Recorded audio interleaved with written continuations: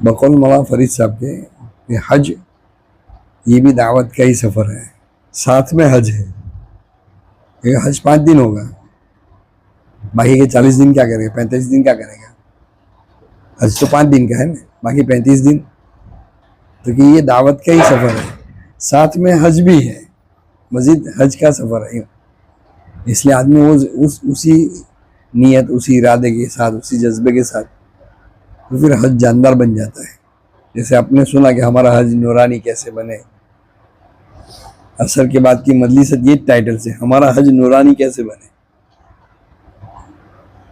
तो हज अक्सर ज़िंदगी में एक मर्तबा होता है, बहुत नसीब वालों को बार बार नसीब होता है। ऐसे उम्रा भी छोटा हज है। जैसे फ़र्ज़ नमाज में भी उसकी जो वाजिबात है, उसकी जो फ़राइज़ है वो तो वही है, तो नफल नमाज में भी वही फ़राइज़ है। नफल नमाज में कोई फ़राइज़ में छुट्टी नहीं हो जाती कि वो नमाज के जो फ़राइज़ है वो नफल नमाज में भी है, ऐसे उम्रा भी है। उम्रे के जो काम है वो नफल उम्रे में भी वही है। और असल तो है ना, ये सफ़र अल्लाह रसूल की इश्क का सफ़र है। बस अल्लाह रसूल के इश्क का सफ़र है, इसलिए आशिकाना हैयत है। एहराम में जो होता है मुहरिम कि भाई सारे कपड़े उतार दो, 100 रुपये मीटर है तो भी उतारो ना, 1000 रुपये मीटर वाला है तो भी उतारो, 50 रुपये वाली टोपी तो भी उतार दो, और 1500 वाली है तो भी उतार दो, है ना। खुशबू कि नहीं, बिल्कुल नहीं, बाल के बिखरे हुए, कि आशिकाना हैयत है ये, अल्लाह के दरबार में आशिक बनकर जाए। और आशिक कैसा होता है कि उसको कोई पड़ी नहीं होती है। ये सफ़र अल्लाह की इश्क का सफ़र है, नबी सल्लल्लाहु अलैहि वसल्लम के इश्क में ये सफ़र है। तो वो कैफियत होनी चाहिए। जैसे आदमी हर जगह जाने के लिए अपने आप को वैसा तैयार करता है, मैं वलीमे में जाना हो तो उस हिसाब से, मैयत में जाना तो उस हिसाब से, क्योंकि भाई सारे बादशाहों का बादशाह, उसके बुलावे पर उसके दरबार में जाना हो तो कैसे तैयार करनी होता है ना। तो उसकी तैयारी अपने दिल को संवारने की है, कि अपना पहले दिल खाली कर ले ज़रूल्लाह से, और अल्लाह के लिए अपने दिल को संवारते हुए जाना। अल्लाह के घर जाना है, अपने दिल को संवार कर जाना, ग़ैरुल्लाह से दिल को खाली करें, और बस खालिश अल्लाह की मोहब्बत और अल्लाह का इश्क, अल्लाह की मोहब्बत में जा रहा हूँ। तो फिर उसको बाजार में नहीं जाने की कोई तरजीह भी नहीं देनी है, कि उसको हरम के सिवा कुछ नज़र नहीं आता है। हरम के अलावा कोई चीज़ नज़र नहीं आती है। हरम को वसूल करना। अभी हमारे हाजी गए थे, हमारे पे वलीबा में, हम उम्रा में गए थे, तो चिल्ले में थे ना, 19 में हम लोग इलाका में साथ में थे ना, तो चिल्ले में थे, वहाँ से उम्रा में गए, उम्रा ख़त्म कर, तभी चिल्ला बाकी थे, वापस आके चिल्ले में जुड़ गए, दोनों काम हो गए, चिल्ला भी लगा दिया, उम्रा भी करके। वो यूँ क्या कि मैं तो हरम में घेरे नहीं जाता, तो इनके घरवाली ने पूरा तुम्हारे रूम पर जो जाओ, वो तो અહીંયા જ રહેવાય, वो हरम में ना, हरम में ज रह गए। हरम के अलावा कोई चीज़ सुझे, खाना पीना भी याद नहीं रहती। बैतुल्लाह की कैफियत में यूँ सुना बुजुर्गों से, इससे कभी दिल नहीं भरता है। चंद चीज़ें ऐसी है दुनिया में जिससे इंसान का कभी दिल भरता ही नहीं है। ऐसे कुरान भी है, पढ़ते रहो दिल नहीं भरता है। माँ बाप का औलाद के लिए, इनका दिल नहीं भरता है। ऐसा शोहर का बीवी के लिए दिल नहीं भरता है। ऐसा ज़ायरीन का बैतुल्लाह के लिए कि दिल भरता नहीं है। तवाफ़ करो, जे बैठे रहो, देखा करो, दिल भरता नहीं। और हज के मौके पर बैतुल्लाह की एक तजल्ली, यानी ये भी है कि बैतुल्लाह हज से पहले सबको अपनी तरफ खींचता है, पूरा आलम से सारे जमा हो जाते हैं। मदीने वाले भी फिर हज के मौके पर आ जाते हैं, और सारा मजमा समा भी जाता है। जैसे हज हो गया तो ये अपने से दूर दूर फेंकता है। फिर हज ख़त्म होने के बाद देखो आदमी चर्चा शुरू हो जाए, कौन सी फ़्लाइट है, कौन सी तारीख में है, मेरे यार एक मसाइल आ गए हैं, मुझे तारीख चेंज करनी पड़ेगी, मुझे जल्दी जाना पड़ेगा। इस लाइन के मुज़ाकरे भी शुरू हो जाते कि ये बैतुल्लाह का कैफियत है। हज से पहले अपनी तरफ खींचता है, हज के बाद ये अपने से धकेलता है। अगर ये नहीं होता तो लोगों का बैतुल्लाह छोड़ना मुश्किल हो जाता है, बैतुल्लाह को छोड़ना मुश्किल हो जाता है। ये सफ़र की असल तैयारी ये है, अल्लाह से लगाव पैदा होना है, अल्लाह के साथ बैठना, अल्लाह के साथ की कहते ना बातचीत, कहते ना आदमी बैठता है तो बातचीत करता है, अल्लाह के साथ की बातचीत, दुआओं में वक्त लगाना, अल्लाह के अंदर डूब जाना, कहते ना फना फिल्लाह। ये तसव्वुफ़ की लाइन में कहते हैं पहले फना फी शेख, फिर फना फिल्लाह, कि अल्लाह की इसमें फना हो जाना, बैतुल्लाह के अलावा कोई नज़र ही नहीं आ रहा। लेकिन कैफियत बनती है दावत से। एक बुजुर्ग आए, कहा कि हज़रत मैं बैतुल्लाह में आता हूँ, मुझे रोना नहीं आता है, कैफियत नहीं बनती है। तो अच्छा कल आओ ना, तो दावत देते हुए आना, लोगों को दावत देते देते आना। तो दूसरे दिन हम दावत देते देते आए, अभी तो बैतुल्लाह में दाखिल हुए कि आंखें बरसनी शुरू हो गई। ये कैफियत है। वरना लोग पत्थरों की ज़ियारत करके चले आते हैं। अगर ये टारगेट सामने नहीं होता कि मैं अल्लाह की मोहब्बत में, अल्लाह के बुलावे पर मैं हाजिर हो रहा हूँ, अगर ये नहीं होता तो फिर पिकनिक और पत्थरों की ज़ियारत, इमारतों की ज़ियारत वो करके आदमी चला आता है ना। और फिर शेख ने लिखा है कि मर के भी चैन ना आए तो किधर जाएंगे। काबा तो गए सनम मगर इश्क बूतों का न गया, जमजम तो पिया खूब हमने मगर आग शहवत की न बुझी। अगर ये निशाना और टारगेट नहीं होता है हरम में जाने का, बैतुल्लाह पर जाने का, तो फिर ऐसा होता है। इसलिए ये सफ़र अल्लाह के इश्क का सफ़र है। बस ये बात है, इसके लिए अपने आप को तैयार करना है। फिर वहाँ से लाने की चीज़ें, कि वहाँ से लाने की चीज़ें एक तो यानी तौबा, आदम अलैहिस्सलाम वाली तौबा, नदामत आदम। ये पड़ोस मुल्क के बुजुर्ग ने सुना था जब 18 में हज में गए, वहाँ से लाने की चीज़ तो एक तो नदामत आदम, आदम अलैहिस्सलाम की जो नदामत है, ये 40 साल सजदे से सर नहीं उठाया नदामत में, वो नदामत लाने की है। फिर कुर्बानी इब्राहिमी, पूरा हज जो है यादगार, इब्राहिम अलैहिस्सलाम उनके घराने की यादगार है। पूरा हज इनकी यादगार है। सफ़ा मरवा की सही से लेकर, रबी जमरात से लेकर, कुर्बानी से लेकर, सारा सब कुछ जो है ना वो इब्राहिम अलैहिस्सलाम उनके घराने की यादगार है। उनकी जो अमल है वो उनकी नकल है। पूरा कुर्बानी, बहुत बड़ी कुर्बानी लगी इनकी, बहुत बड़ी कुर्बानी। पारौली का जब मरकज़ बना ना, तो शेख हनीफ साहब ने बात की थी, शायद याद होता आपको। अल्लाह का घर कितनी बड़ी चीज़ है। इब्राहिम अलैहिस्सलाम की बड़ी कुर्बानी लगी। हुक्म हुआ कि बीवी बच्चों के लेकर चलो, शाम से चले ना, शाम से चले, और जहाँ भी बैतुल्लाह है वहाँ छोड़ा और वापस हो रहे। माँ हाजरा पूछ रही है यानी हमें यहाँ लकोदक मैदान में छोड़ के कहाँ जा रहे हैं, तो जवाब देने की भी इजाज़त नहीं है। वो चल रहे, वो पीछे पीछे। फिर कह रही क्या अल्लाह का हुक्म है, तो वो भी गर्दन हिलाकर कहा कि हाँ कोई बात नहीं, ठीक है। अब छोटा नौनिहाल बच्चा है और औरत जात है, और वहाँ सिवाय मौत के कोई जगह, कोई चीज़ नहीं है। वादी गैर ज़ी ज़र, परिंदा भी पर नहीं मारता है, ऐसी जगह। अब बीवी को और बच्चे को छोड़ना कोई आसान बात है। फिर 3-3.5 साल के बाद हुक्म हुआ कि खबर लेकर आओ उनको। क्या करो, खाली इनकी खैर खबर पूछ के आओ। इब्राहिम अलैहिस्सलाम गए, लेकिन सवारी से उतरने का हुक्म नहीं था। अब इतने साल के बाद बीवी को मिलने जावे, बच्चे को मिलने जावे, तो क्या कैफियत होगी। और बीवी भी देखेगा शोहर आए हैं, इनकी क्या कैफियत होगी। लेकिन सवारी से नीचे नहीं उतरना है, सवारी पर बैठे बैठे खाली खैर खबर पूछ लो। कितने साल के बाद। शेख हनीफ साहब कहते हैं उस वक्त हमारे तो 40 दिन में 400 फोन आते हैं। एक चिल्ला में जाओ एमपी 400 फोन करो एमपी, समझ गए। तो उन्होंने वो सवारी पर बैठे बैठे उनके पाँव धोए, माँ हाजरा ने सवारी पर बैठे बैठे उनके पाँव धो दिए। फिर वापस सवारी पर बैठे बैठे बीवी बच्चों को देखकर, यानी क्या अल्लाह की तरफ से इनका है ना। फिर वापस 3-3.5 साल के बाद आए। फिर वो सारा हुआ, ज़बा करना ने, कुर्बानी ने, वो सब। तो इतनी बड़ी कुर्बानी है इनकी। फिर बैतुल्लाह की तामीर भी दोनों बाप बेटे से अल्लाह ने करवाई। माँ हाजरा ने सफ़ा मरवा की सही जो 7 चक्कर है ना, अभी तो मार्बल पर दौड़ना होता है, तो 7 चक्कर मार्बल पर लगाने हैं। एसी चल रहा, फुल कूलर, ज़्यादा पानी पिए तो पेशाब भी ऐसी लगती है जोर में, ठंडक में। उसमें ठंडक में चलना है, पानी के कूलर रखे हुए, पब्लिक सारी साथ में है, वो औरत जात यानी खुले पांव नोकीले पत्थर वाला पहाड़ है। वो जो पहाड़ है वो नोकीले पत्थर है। ये पहाड़ से वो पहाड़, वो पहाड़ से ये पहाड़, 7 चक्कर लगाए औरत जात ने। तो ये असल, अगर ये मुज़ाकरा और ये अगर सुने बगैर जाता है तो उसको पता ही नहीं चलता कि मैं कहाँ हूँ। इसलिए एक बार हज के मौके पर थे, सहन में बैठे थे, अमीर साहब छोटा भाई साथ में थे, जोहर से पहले का वक्त था।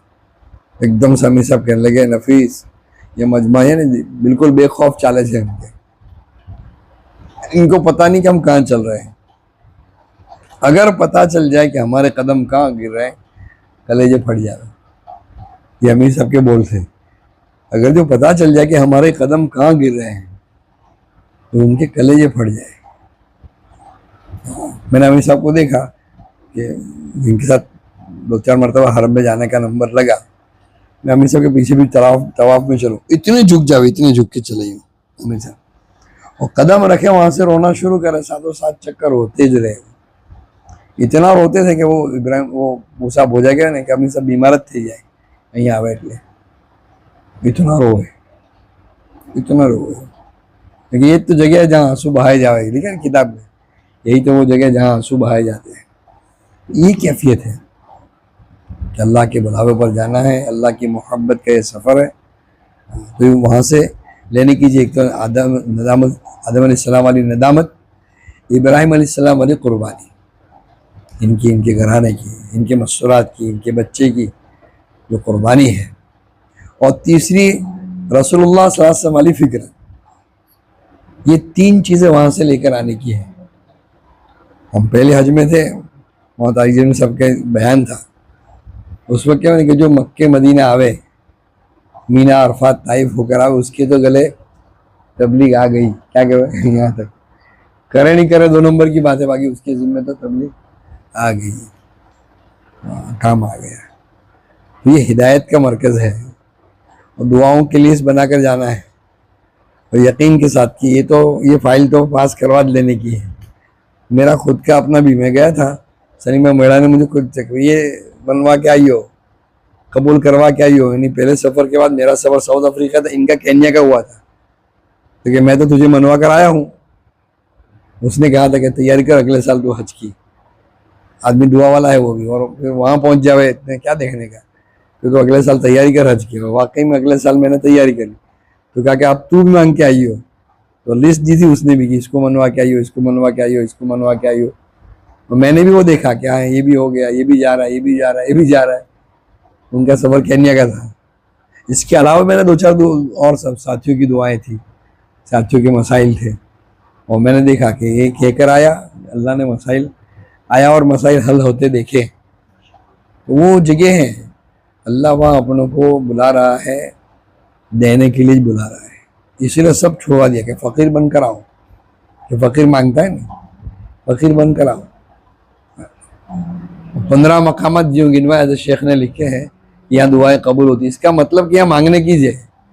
ये सफ़र कैसा है, मांगात करने का है, मांगना ही मांगना है, मांगना ही मांगना है। बैतुल्लाह से लेने की चीज़, अल्लाह की ज़ात को अपने साथ लेना है, उसकी पहचान, उसकी ज़ात का यकीन, बैतुल्लाह से लाने की चीज़ ये है।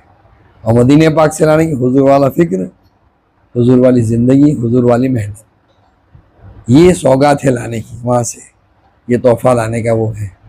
ज़ाहिर में है जमजम और खजूर।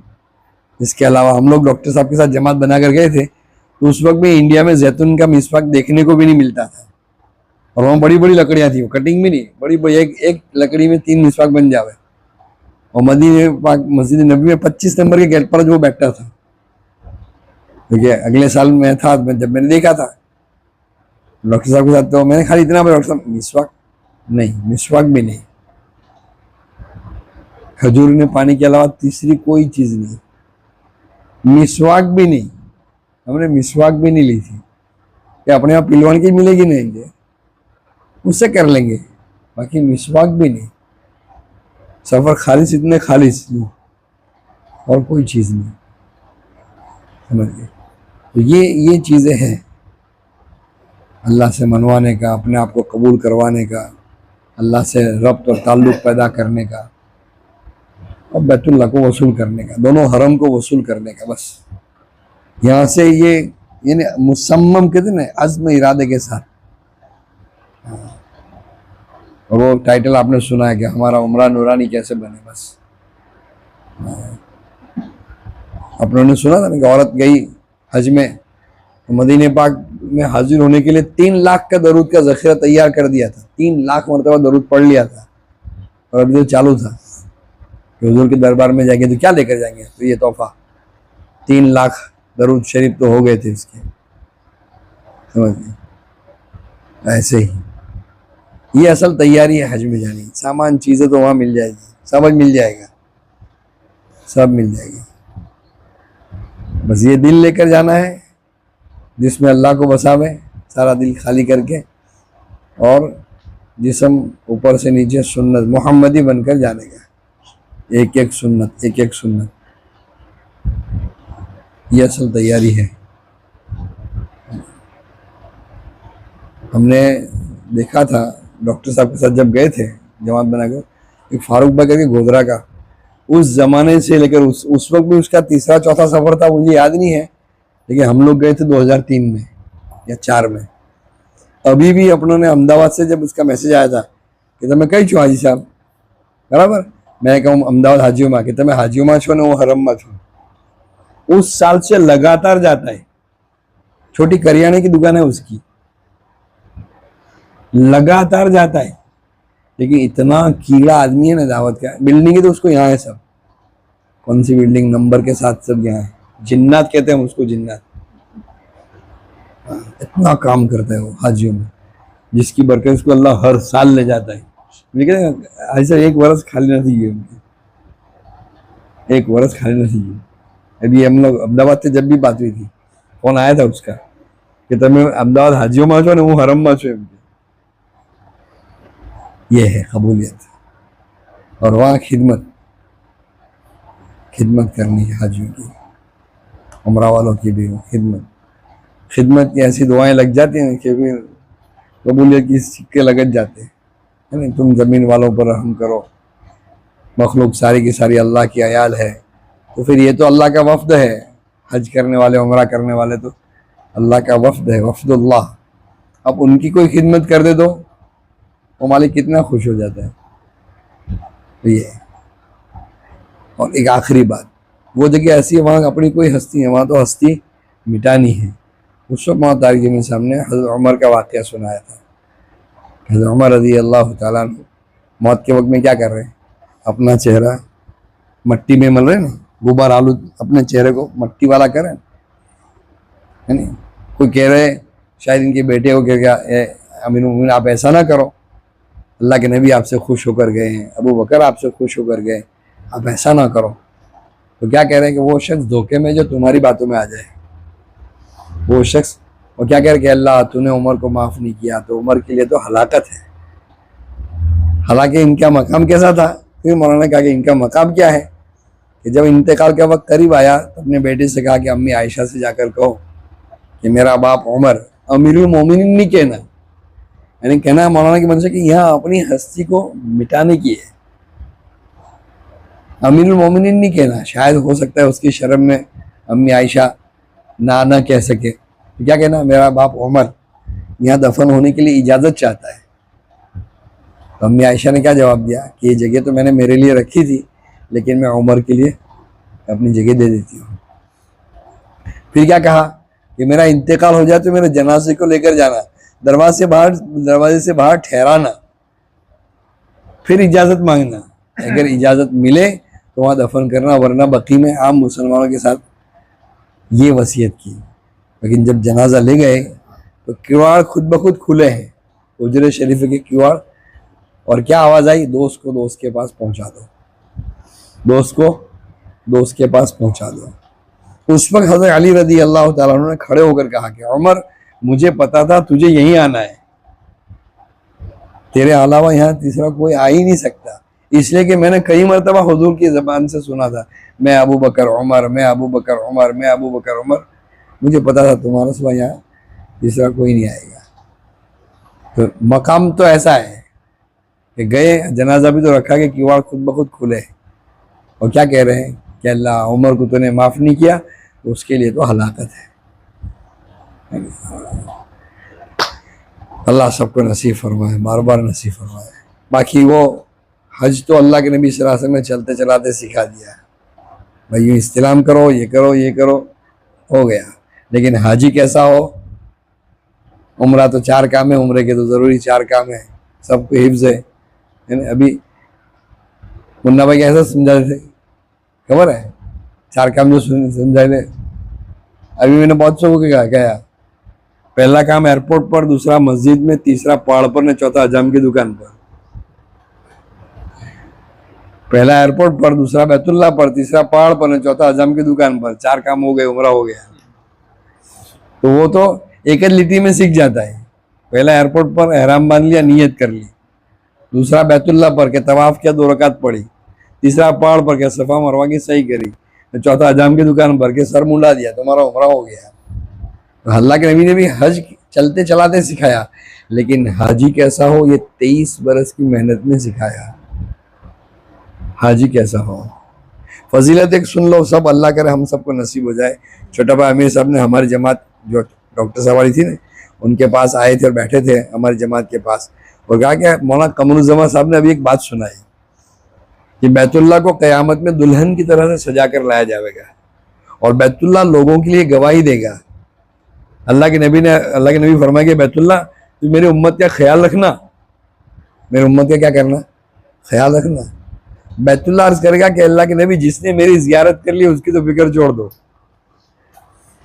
जिसने मेरी जियारत कर ली उसकी तो फिक्र छोड़ दो, बाकी तुम फिक्र कर लेना, बाकी उम्मत की फिक्र कर लेना। तो जियारत नसीब हो जाना बहुत बड़ी सआदत है।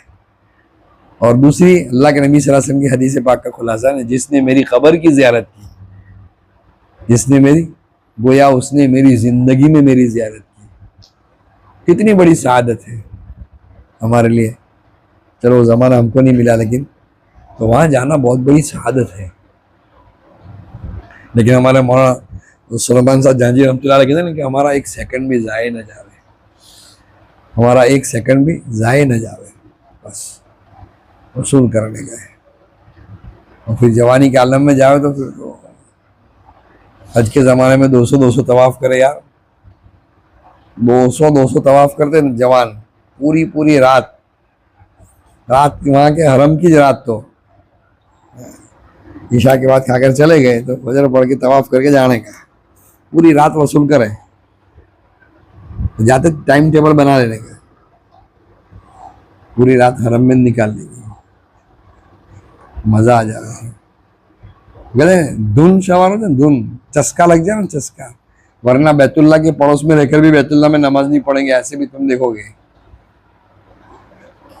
गए हैं वहाँ उसके लिए, बाहर बैठेंगे वो, जैसे अपने के गामड़े में बैठते टेबल ओटे पर, चौरे पर वाइट सिखाया करेंगे, वहाँ दुकान वाले मुसल्ले वहाँ बिछा देवे, तो वो भी वहाँ मुसल्ला बिछा के खड़ा हो जाएंगे, हरम में नहीं आवेंगे। ऐसे भी मिलेंगे आपको, हरम में जाकर भी फजर की नमाज में नहीं होंगे, ऐसे भी मिलेंगे। ठीक है, दुआ करिए सबके लिए भाई।